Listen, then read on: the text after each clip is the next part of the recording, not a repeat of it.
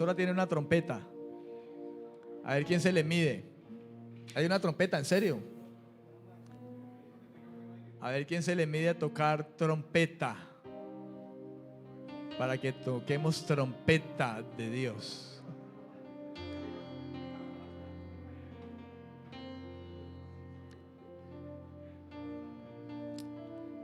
Amén, amén. Abra su Biblia conmigo en la primera carta de Pedro, capítulo 1, versículo 15 y versículo 16. Primera de Pedro, capítulo 1, versículo 15 al 16. Voy a hablar de la santidad en esta noche y esta noche no vamos a terminar el tema. Vamos a continuar el próximo jueves, si Dios nos lo permite. Voy a hablar de la santidad, pero he titulado este tema: la santidad no es opcional. Escuché este mensaje de la boca de un predicador y sentí en mi corazón de verdad traer y hablar acerca de esto, porque es una bendición lo que escuché. La santidad no es opcional. Lo escuché, estuve meditando sobre esto y yendo a la Biblia y me bendijo, y quiero que su vida también sea bendecida a través de este mensaje que sé que va a enriquecerle en gran manera. La santidad no es opcional. Primera de Pedro 1, versículos 15 al 16. Dice la palabra del Señor: sino así como aquel que os llamó es santo, sed también vosotros santos en toda vuestra manera de vivir, porque escrito está: sed santos, porque yo soy santo. Amén, amén y amén. Gracias por ese amén, los cristianos que me dijeron amén. Los demás como que no lo son, ¿no? Hoy se convierten. Padre, pongo delante de usted mi vida esta noche. Le suplico y le ruego que si yo le puedo servir hoy, Señor, como un vaso, que pueda, Señor, traer este mensaje. Señor, aquí está mi vida. Me pongo delante de usted, mi vida, Señor.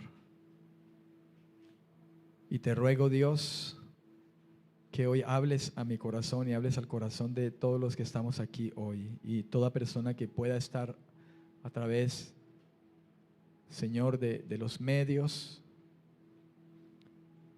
Ahora mismo, Señor, pueda ser bendecida la vida de muchos. Te ruego, Padre, en el nombre de Jesucristo, que permitas que tu Espíritu, Señor, hoy hable a nuestro corazón. Que hoy el que escudriña los corazones lo haga. Mientras tu palabra es expuesta, el Espíritu Santo haga en nosotros. Así como un día la palabra fue dicha en el tiempo del principio y el Espíritu obraba la palabra, así lo hagas hoy, Señor. Ruego hoy que cada corazón que está presente en este lugar, Señor, sea tocado por usted. Que esta palabra, que es viva y es eficaz, Señor, penetre hasta partir el alma y el espíritu, las coyunturas y los tuétanos, y discierna cada pensamiento y cada intención del corazón de cada persona que está aquí. En el nombre de Jesús, en el nombre de Cristo Jesús. Amén y amén. Amén, amén. La santidad no es opcional. La santidad, del principio a fin en las Escrituras, es uno de los atributos más relevantes cuando se trata de Dios. La santidad de Dios es el atributo más relevante, más importante, profundo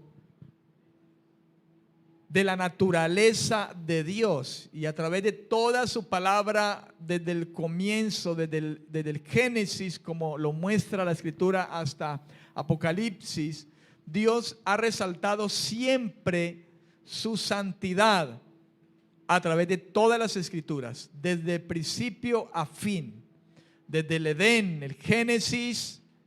Y sabemos que Él es eterno, así que su santidad es eterna, desde la eternidad hasta la eternidad. Pero hablemos nosotros de las Escrituras, desde el Génesis, lo que podemos conocer por la revelación de Dios, los principios, cómo Dios nos trajo a nosotros, nos creó a los seres humanos desde el Edén. La santidad de Dios ha estado puesta, y vemos hasta el final de este libro que Dios nos ha dejado, las Escrituras. El libro de Apocalipsis, hasta el final, la ciudad santa. Toda la Escritura fue inspirada por Dios, y no cualquier Dios, pues la Biblia dice que hay muchos dioses, pero Él es el Dios de dioses y Señor de señores. Y Jehová nuestro Dios es santo. Es algo que resalta el Espíritu Santo cuando trajo esta palabra, cuando inspiró esta palabra en los hombres de Dios, y la ha manifestado a través de toda la Escritura, a través de toda la palabra del Señor. Inclusive la Biblia dice: sin santidad nadie verá al Señor. Si nosotros examináramos, miráramos, escudriñáramos bien las Escrituras, si nosotros tuviéramos ese ímpetu, ese interés por la palabra, ese hambre y sed de Dios, de su palabra, y examináramos la palabra de Dios debidamente, nos daríamos cuenta, o nos daremos cuenta de que Dios, cuando se encuentra con el pecado, ocurren dos cosas. Una de las primeras cosas que ocurren es que Él destruye el pecado. Y la otra es que el Señor se aparta o se aleja del pecado. Si nosotros verdaderamente fuéramos personas que examináramos realmente la Escritura, la gente, tanta gente que se congrega en diferentes lugares, congregaciones inmensas de gente, es aterrador ver cómo hay iglesias que tienen lugares tan grandes como estadios, y son un sinnúmero de gente las que se congregan allí. Pero a veces cuando uno ve estas cosas, por lo menos yo me he llegado a preguntar, y no digo esto de manera arrogante o soberbia o con vanagloria, me he llegado a preguntar cuántos de los miles que están allí realmente son y quiénes no son. Porque de hecho vemos a mucha gente aglomerada en muchos lugares, grandes estadios, grandes edificaciones que hoy mismo, muchas denominaciones están levantando grandes edificios con muchos lujos, y mucha gente llega a ese lugar. Pero ¿cuántos de ellos verdaderamente tienen el conocimiento de un Dios que es santo? El Dios al que dicen seguir es un Dios santo. ¿Cuántos tienen realmente esa convicción en su corazón de que el Dios al que le siguen, al que sirven, si es que le sirven, el Dios que hizo los cielos y la tierra, es un Dios santo y que no puede ser tomado a la ligera?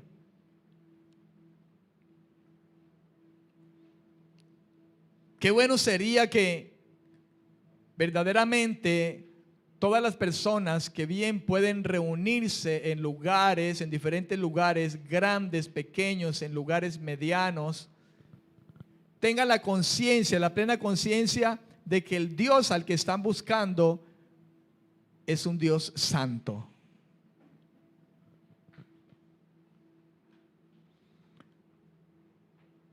Es sumamente importante poder comprender estas dos cosas como creyentes nosotros en este tiempo.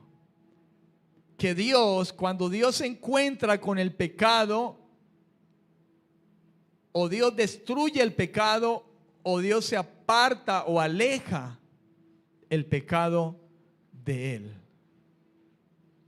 En Levíticos capítulo 10, versículo 1 y 2, la Biblia da testimonio acerca de dos hombres que no santificaron el nombre del Señor. Y dice la escritura que Dios los mató, Dios los destruyó.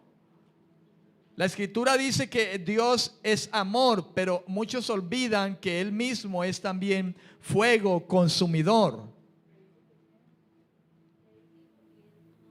Quizá algunos que no conocen a Dios, cuando escuchan palabras como esta, suelen tildar a Dios como un Dios malo, como un Dios injusto. Pero ¿quién es el hombre para tildar a Dios? ¿Quién es el hombre para reclamarle a Dios cuando quizá podemos escuchar de que Dios mató a muchos en la antigüedad por causa del pecado? Si el mismo hombre se atreve a levantar la mano contra otro hombre y matarlo de la más vil manera, quizá como hemos escuchado en muchas ocasiones, o como el amarillismo de los periódicos nos los muestran, o aún a través de las mismas películas de Hollywood, las mismas caricaturas mostradas a los pequeños. ¿Y quién es el insensato que se atreve a tildar a Dios cuando Dios, por su santidad, se encuentra con el pecado y en su justicia lo destruye? ¿Quiénes somos para tildar al Dios que da la vida y la puede quitar? Porque la Biblia dice que Él da la vida y Él la quita. ¿Quiénes somos nosotros? ¿Quién es el barro para decirle al alfarero, no me formes así, no me hagas así, o por qué me haces así, o por qué haces esto o haces aquello? Si comprendiéramos nosotros la grandeza del Dios al que servimos, tuviéramos quizá un poco de temor ni a levantar nuestra voz, ni a decir necedades, nos atreveríamos realmente.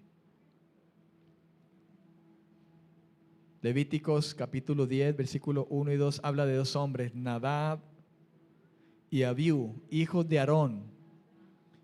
Y dice allí, tomaron cada uno su incensario, pusieron en ellos fuego, le echaron incienso encima y ofrecieron delante de Jehová un fuego extraño, que él nunca les había mandado.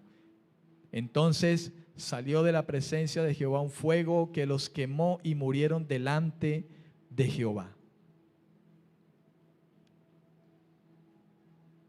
Esto hizo el Señor por causa del pecado. Hay algo que se dice en el primer versículo, y ellos ofrecieron un fuego extraño, dice la escritura allí. Es difícil quizá de alguna manera determinar en qué consistió ese pecado, aunque algunos hacen una serie de interpretaciones y piensan que el fuego a lo mejor no fue tomado del altar, contrariamente a lo establecido por Dios. Otros consideran que el incienso no había sido preparado convenientemente o que la ofrenda no se presentó a la hora debida. Cualquiera que sea esta interpretación de lo que dice la palabra, la acción de Nadab y Abiú no estaban de acuerdo a lo que Dios había mandado y a la santidad de lo que Él había mandado.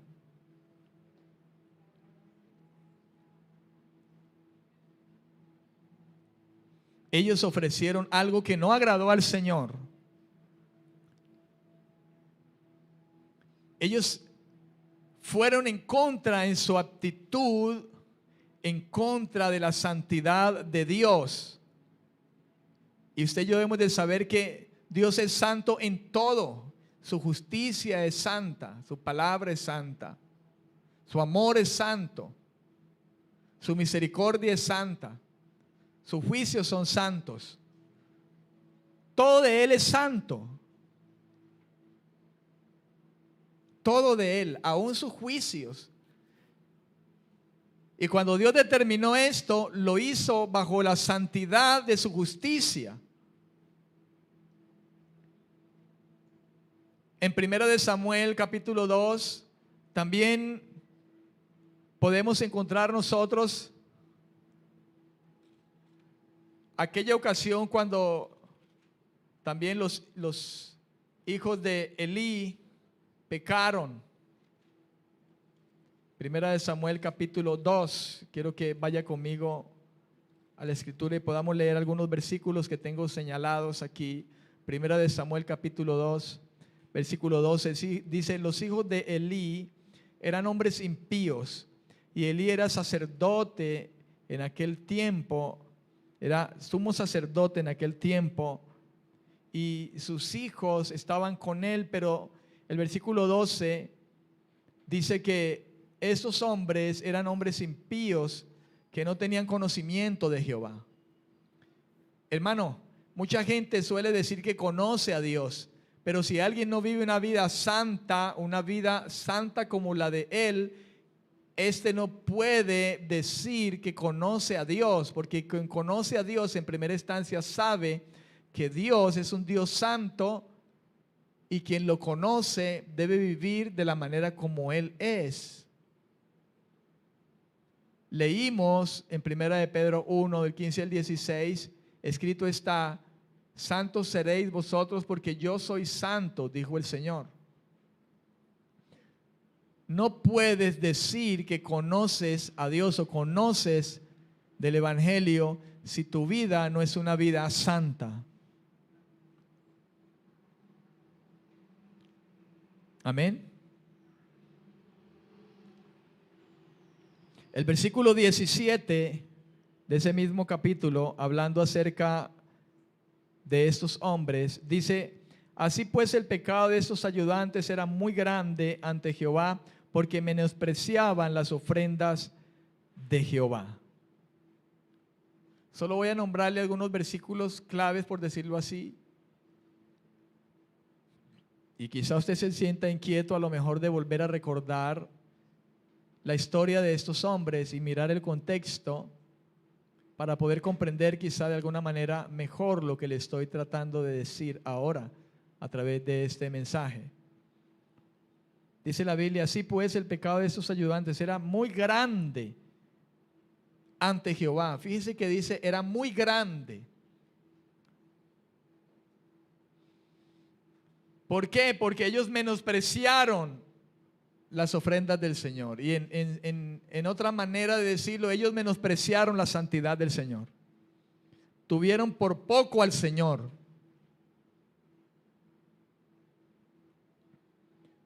Versículo 25 del mismo capítulo 2 dice: si peca el hombre contra el hombre, los jueces lo juzgarán.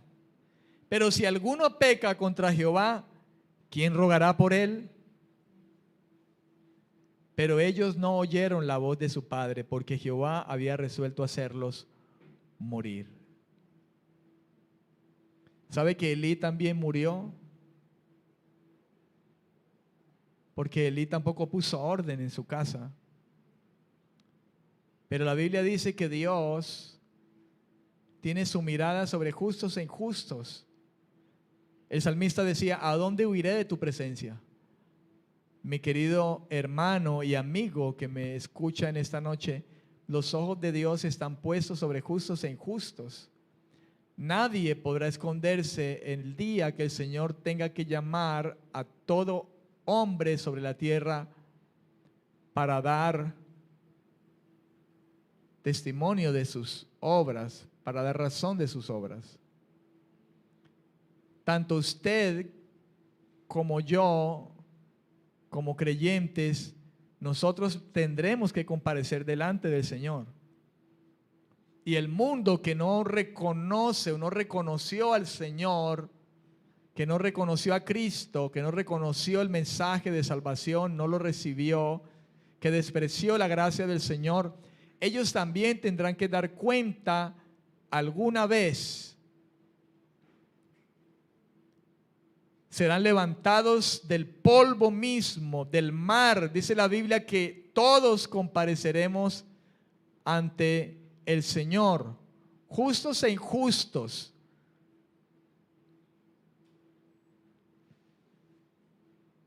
Los creyentes están confiados, muchos en que dicen, yo tengo salvación ya, estoy seguro.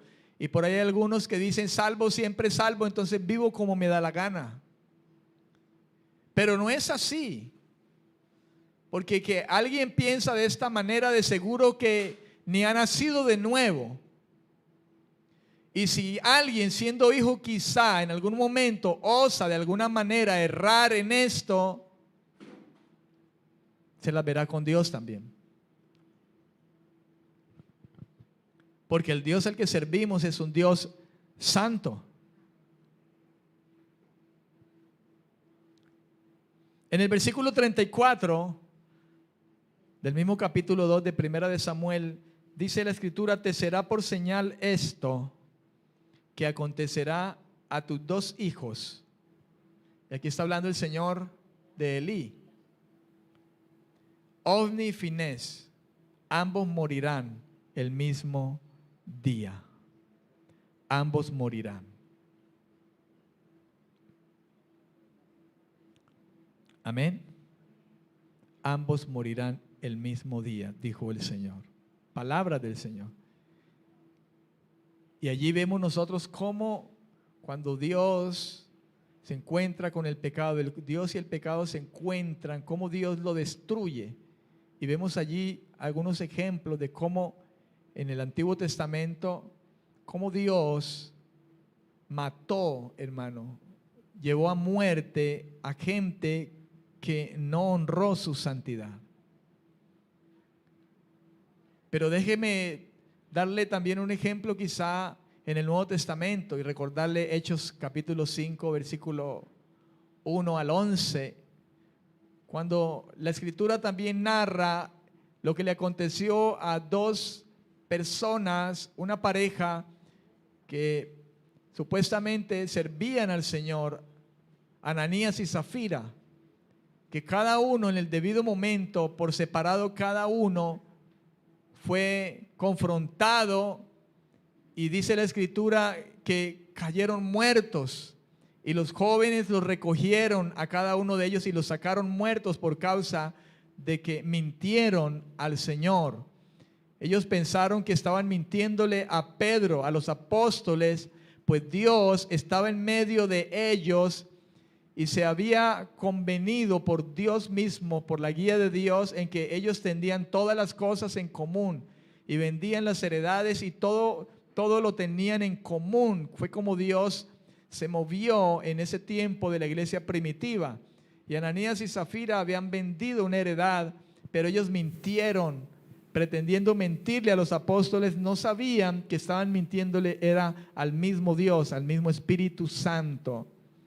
Y cayeron muertos por causa de su pecado.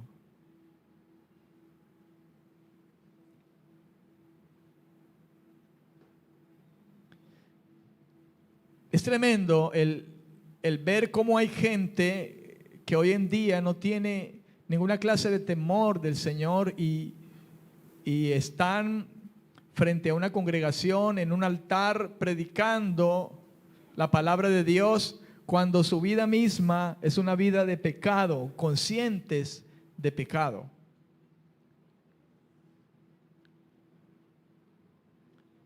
Yo estoy aquí de pie y hablo esto con temor y temblor en mi corazón. Que si peco, sí, todavía peco. pero no lo hago adrede como un practicante del pecado. Porque aunque la gracia nos ha abrazado, aún somos perdonados. Aún pecamos. Y vuelvo y reitero, no soy un practicante del pecado, porque el que ha sido nacido de nuevo, el que es de Dios, no puede pecar. Y cuando dice no puede pecar, no está diciendo de que jamás lo va a hacer, sino que ya no está en su naturaleza, porque la naturaleza de Dios ha venido el hacerlo de manera adrede y voluntaria. Porque el temor del Señor está en él. Y a quien Dios le ha dado es un mismo espíritu, y ese espíritu que Dios nos ha dado es un Espíritu Santo. Y quien no tiene esa convicción en su vida, en su corazón, es porque de hecho no tiene a Dios en su vida. Pero todavía pecamos. Creo que si el Señor preguntara hoy día a la iglesia que arroje la primera piedra el que no peca, aún seguiríamos con las piedras en nuestras manos o las soltaríamos, como ocurrió con aquellos que en esta ocasión quisieron apedrear a una mujer que había sido hallada en el mismo acto del adulterio. Y según la ley, esas mujeres por su pecado serían apedreadas hasta que murieran. Pero Jesús confrontó a todos aquellos que estaban allí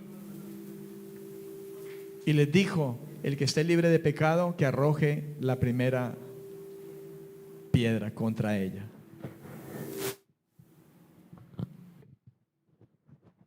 Creo que si hoy el Señor nos dijera a los que estamos aquí: el que esté libre de pecado, arroje la primera piedra, ninguno lo haría. Ni yo lo haría hacia ustedes, ni ustedes lo harían hacia mí. ¿O quién toma la primera piedra esta noche y me la arroja? Yo por lo menos tengo el celular aquí y a alguien le apunto, pero no me atrevería a hacerlo, porque ciertamente aún somos perdonados.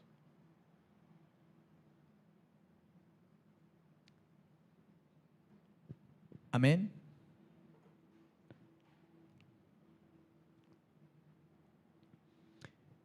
En Génesis capítulo 3, versículo 23 al 24, yéndonos al tiempo de los principios, dice la escritura, Génesis 3, 23, 24, capítulo 3, versículo 23, 24, dice: y lo sacó Jehová del huerto de Edén, para que labrara la tierra de la que fue tomado. Echó pues fuera al hombre y puso querubines al oriente del huerto de Edén, y una espada encendida que se revolvía por todos lados para guardar el camino del árbol de la vida. Y allí vemos nosotros cómo Dios, cuando se encuentra con el pecado, y en este caso sabemos nosotros, nuestros primeros padres, Adán y Eva, ellos pecan, y Dios los confronta, y el pecado entró en ellos, y una de las acciones y la acción que tomó el Señor allí fue el de alejarlos.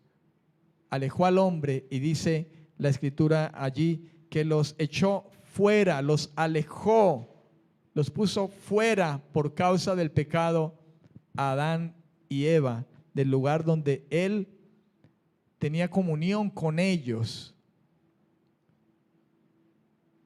Pero por causa del pecado ellos se escondieron de la presencia de Dios, y Dios mismo, dice la escritura, alejó al hombre por su pecado. Los sacó, lo que implica un alejamiento. Dios los saca de su presencia y los aleja de su presencia. Y lo hizo por causa del pecado que ellos cometieron. En el capítulo 33 de Éxodo, capítulo 33 de Éxodo,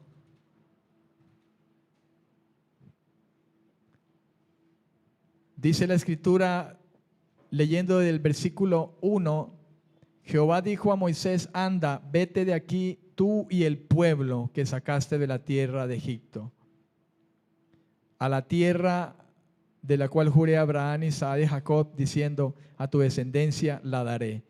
Si nosotros notamos algo allí, dice el Señor a Moisés: Moisés, toma a este pueblo y vete de aquí, tú y este pueblo vete, como si dijera: este pueblo es tuyo, este pueblo no es mío, porque este pueblo no es santo, este pueblo está igual que tú.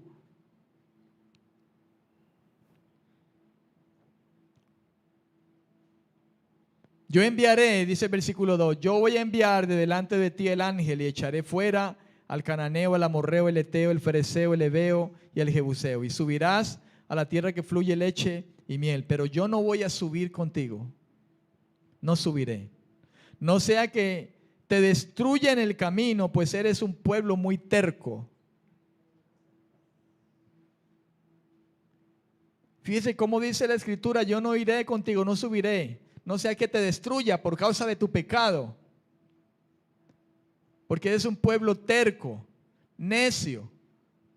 Y hablar de terquedad y de necedad, pues suele darnos a entender a nosotros desobediencia, hacer lo contrario a lo que Dios nos manda.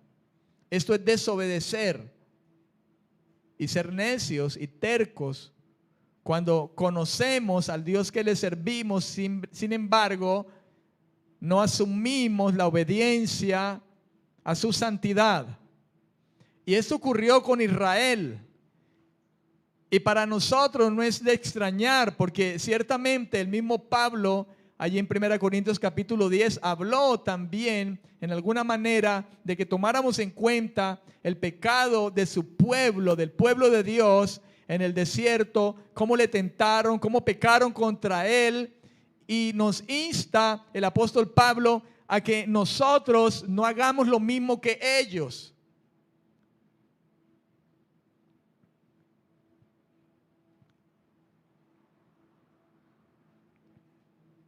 Al oír el pueblo esta mala noticia, versículo 4, estoy en Éxodo 33, al oír el pueblo esta mala noticia, guardó luto y ninguno se puso sus galas. Pues Jehová había dicho a Moisés: di a los hijos de Israel: vosotros sois un pueblo muy terco. Si yo subiera un momento en medio de ti, te consumiría.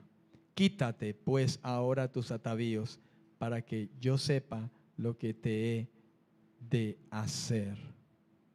Entonces los hijos de Israel se despojaron de sus galas desde el monte Horeb. Y Moisés tomó el tabernáculo y lo dirigió lejos, fuera del campamento, y lo llamó tabernáculo de reunión. Note usted cómo Dios dio mandamiento a Moisés y le dijo que el tabernáculo, que normalmente estaba en medio del pueblo, en medio de ellos, como Dios le dice a Moisés: ahora llévate el tabernáculo de aquí, de este lugar, del centro donde ha sido puesto, y erígelo, llévalo lejos, fuera del campamento. Sácalo lejos. Porque era el lugar de reunión, era el lugar donde la presencia de Dios estaba. Y representaba la presencia de Dios en medio del pueblo, ahí en el centro de ellos, que para nosotros hoy podría representar Dios en nosotros, en el centro de nuestra vida. Pero por causa del pecado, Dios le dice a Moisés: erige el campamento fuera, llévalo lejos del campamento. Llévalo lejos. Y allí vemos una vez más cómo, cuando hablamos acerca de Dios y el pecado, cómo el Señor aparta de él el pecado, cómo se aleja su presencia del pecado. Y hemos visto con estos versículos en la Biblia cómo no podemos tomar nosotros a la ligera a Dios, mi querido hermano y amigo que me puede escuchar. Si decimos creer en Dios y que Él es nuestro Dios, como mucha gente suele decir: yo creo en Dios, Él es mi Dios. Déjame decirle que si no honramos su santidad, Si alguien no honra la santidad de Dios y no vive una vida de santidad, este no es su Dios, ni usted es un hijo de Dios. Porque cuando Dios tiene un encuentro con el pecado, dos cosas suceden: o Dios destruye el pecado, como lo vimos a través de los hijos de Aarón, Elí, como Ananías y Zafira, pero también como Dios se aparta del pecado, y vimos cómo en Génesis Dios aleja al hombre porque pecó delante de su presencia, porque tocaron su santidad, la santidad de su palabra, de su mandamiento, de su persona. Como ahí en Éxodo 33 Dios le da mandamiento a Moisés y le dice: saca el tabernáculo de allí, del centro donde ha sido puesto, llévalo y erígelo lejos del pueblo. Porque si el pueblo está cerca de mí, yo estoy cerca del pueblo, los destruiré, serán consumidos. Da a entender esto, mi estimado hermano, que tan solo estar la presencia de Dios allí en medio, solamente el hecho de estar allí, el hombre no puede vivir allí delante de la presencia de su santidad, porque nadie puede estar cerca de Dios en estas condiciones. La santidad y el pecado no viven juntas, no cohabitan. Cohabitar significa no viven juntas en el mismo lugar. Por eso allí en 2 Corintios capítulo 6, creo que dice el apóstol Pablo que qué coinonía hay, qué relación hay entre Cristo y Belial, entre las tinieblas y la luz. No hay ninguna relación en cuanto a esto. La santidad y el pecado no pueden cohabitar. No es posible. El pecado en sí, el pecado huye de Dios, así como Adán lo hizo. La Biblia dice que la luz que alumbra a todos los hombres venía a este mundo, y la luz vino a alumbrar a los hombres, pero cuando la luz se acercó a los hombres que estaban en pecado, y esto lo habla como tinieblas, dice que ellos se apartaron para que sus obras no fueran manifiestas. San Juan capítulo 3, 16 en adelante. Dice que la luz vino, pero cuando la luz vino ellos se apartaron. Cuando Dios viene delante del pecado, el pecado huye. Adán huyó, Adán pecó, y Adán ya no pudo estar delante de la presencia de Dios, sino que se escondió y se alejó. Pero la santidad y la santidad del pecado, como lo hizo en el día pasado, también sucede. Dios se aparta, Dios se aleja del pecado. Así como el pecado se aleja de Dios, el hombre pecador, las tinieblas, cuando la luz viene y ellos huyen de la luz, de igual manera Dios, cuando está el pecado, Dios se aleja.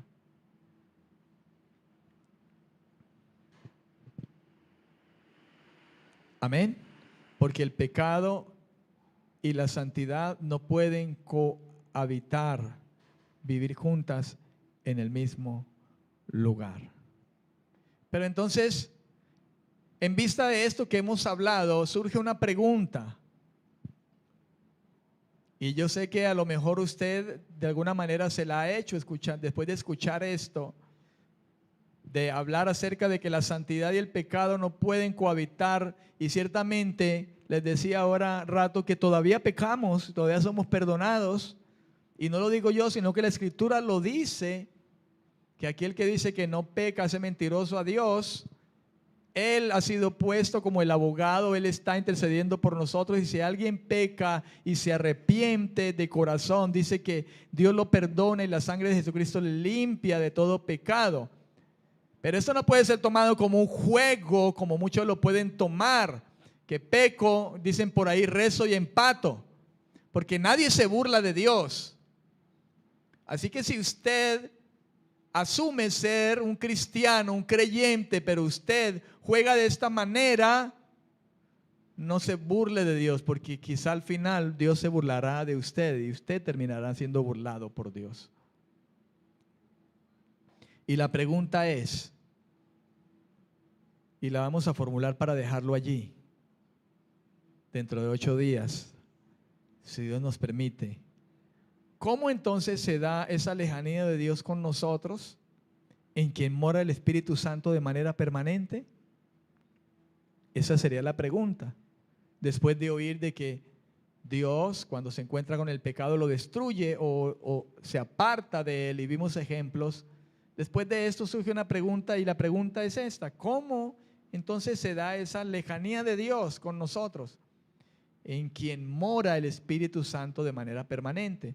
Porque ciertamente la Biblia dice que somos templo. Él nos ha constituido un templo. Inclusive habla del celo de Dios por la casa que nos ha constituido a nosotros. Vamos a dejar allí. Y le pido que esté sobre sus pies en esta noche.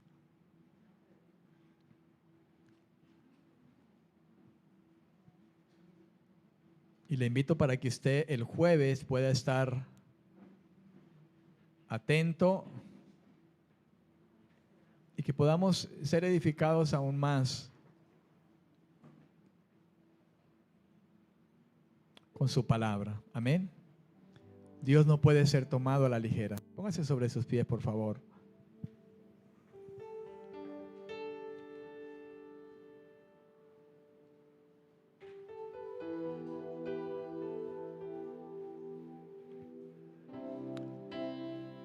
No pueden cohabitar la santidad y el pecado. Levante su corazón a Dios ahí donde está. Señor, te damos gracias por tu palabra. Gracias, Señor, por tus misericordias que cada mañana se levantan, Señor. Gracias por este privilegio de tener estas cosas reveladas. Como dice la Escritura, las cosas reveladas pertenecen a los hijos de Dios.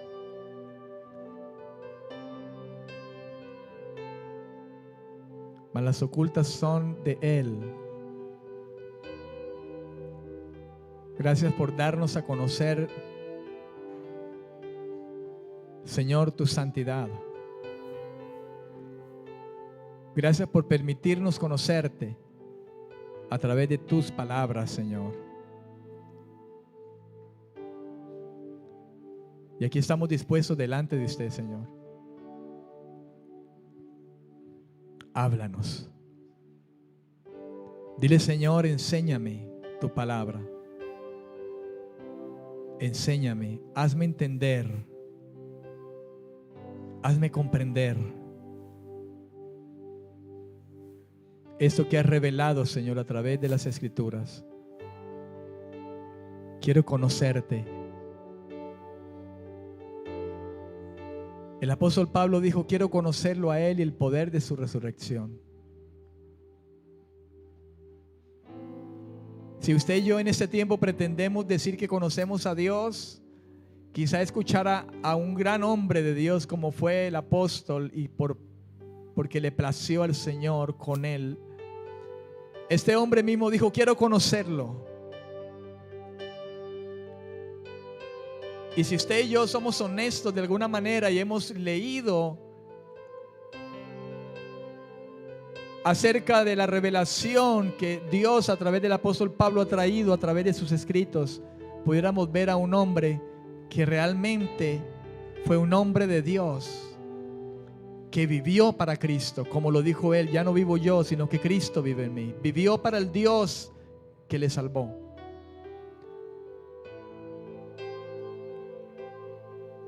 Creo que si somos honestos, quizá Lo que podríamos decir en este momento es: Señor, quiero conocerte. Quiero conocerte. Quiero conocerte, Señor.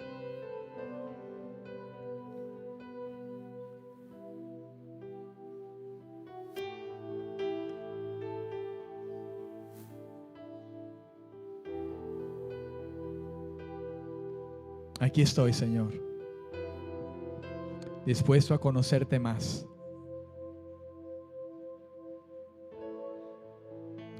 No se permita ser hoy, mi querido hermano y amigo, un oidor pesado. No se permita salir de este lugar esta noche como un oidor pesado. No se permita salir esta noche de este lugar como un necio.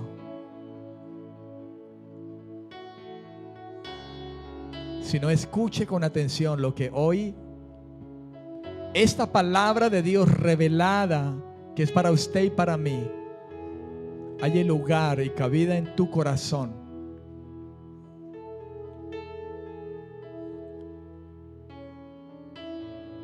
La santidad de Dios no es opcional.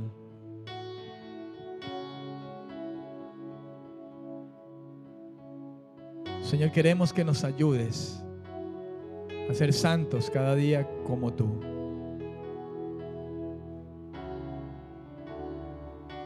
Toma mi vida, Señor. Aquí estoy. Ayúdame a ser más y más santo. Porque tú eres mi Dios. Eres digno de adoración. Una ofrenda de amor seré para ti.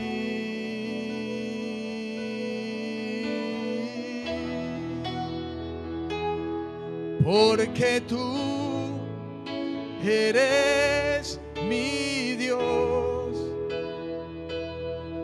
Eres digno de adoración.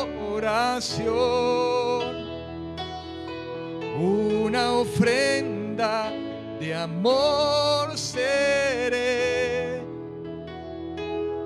para ti.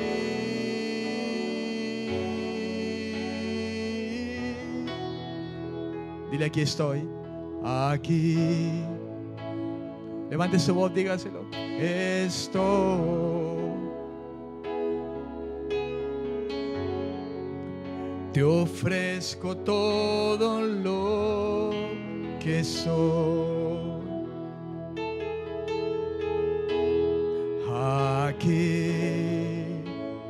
Aquí estoy, Señor. Estoy. Un sacrificio quiero ser. Díselo a Él. Toma mi ser,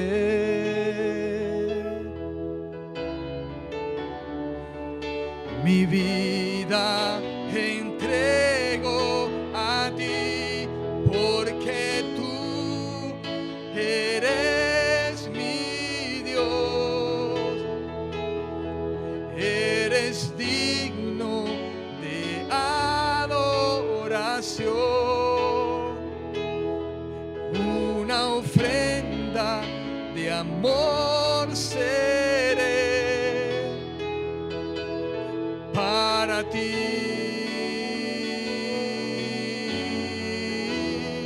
Porque tú, dile, porque tú eres mi Dios. Eres digno de adoración.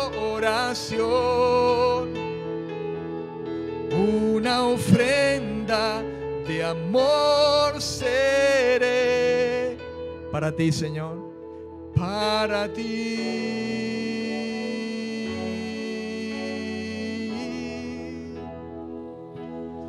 para ti.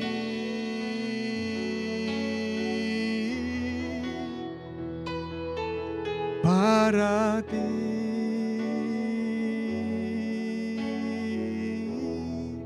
Solo para ti, Señor. Para ti. Una ofrenda de amor, un olor fragante de tu conocimiento. Queremos ser, por favor, ayúdanos, Señor. En Cristo Jesús. Amén. Alguien dice amén en esta noche. Bendito sea. Alabado sea su nombre, Señor. Santo es su nombre. Bendiciones a todos, bendiciones.